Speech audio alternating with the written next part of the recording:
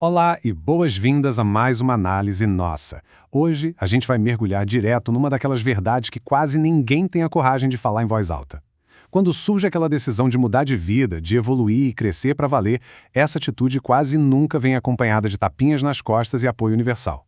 Na verdade, o que se costuma encontrar é exatamente o oposto: risadas, tentativas de autossabotagem induzida e muita crítica.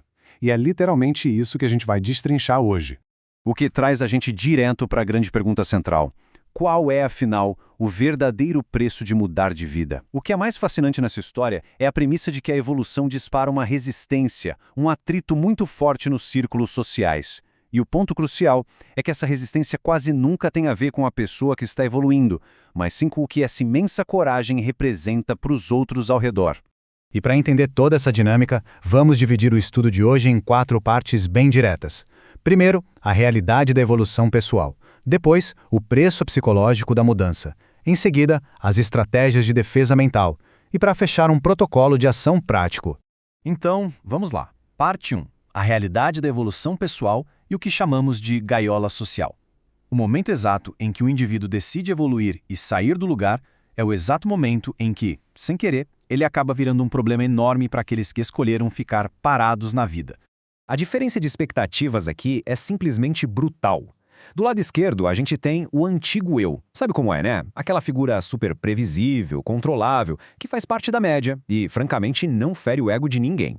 Mas aí, do lado direito, surge o novo eu. Uma postura ambiciosa, em constante evolução. E, nossa, isso assusta demais. Sair daquela previsibilidade confortável acaba virando uma ameaça literal para o ego de quem decidiu ficar lá no térreo só assistindo. E é exatamente aí que as sabotagens começam a pipocar com exemplos muito práticos no dia a dia.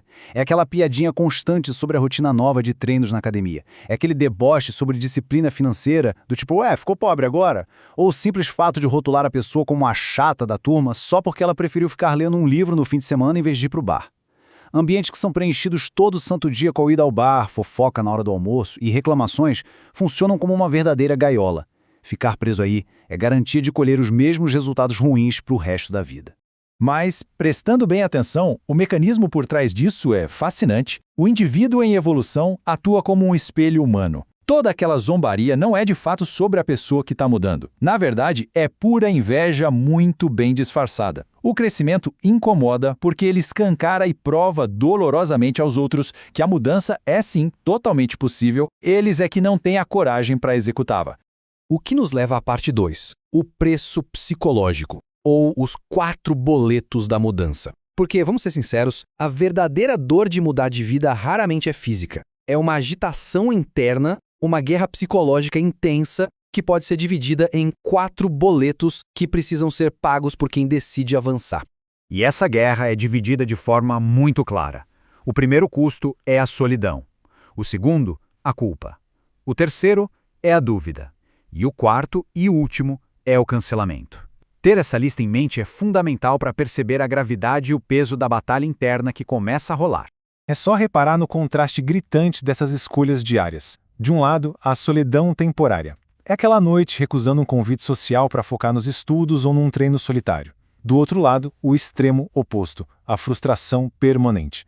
A decisão de ficar na zona de conforto, achando que está cercado de muita gente hoje, mas correndo sério risco de se sentir completamente vazio e não realizado amanhã. Abrir mão de alguns eventos agora para focar no próprio crescimento, com certeza é um preço que vale a pena pagar se a gente comparar com uma vida inteira de estagnação.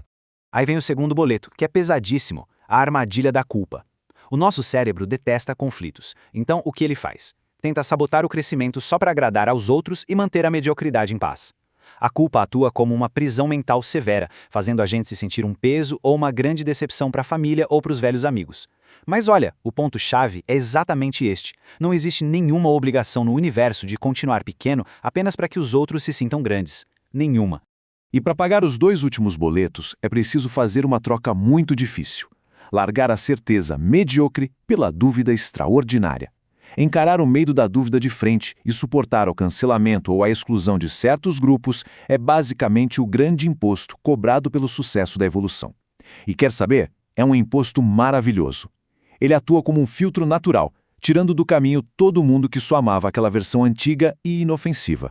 tudo isso acaba se resumindo a uma frase meio sombria, mas muito real da nossa fonte. Algumas pessoas preferem perder quem evolui a perder o controle sobre elas. É só olhar para os exemplos cotidianos. Aquela mãe que, no fundo, prefere ver o filho num emprego tradicional e infeliz a arriscar um empreendimento simplesmente porque o emprego é mais fácil de entender e controlar. Ou um parceiro que prefere alguém acomodado ao invés de uma figura ambiciosa, já que a ambição exige que ambos cresçam juntos, o que dá muito trabalho. É uma força invisível, mas, nossa, é real demais. Bom, mas como a gente sobrevive a tudo isso sem recuar e sem virar alguém amargurado?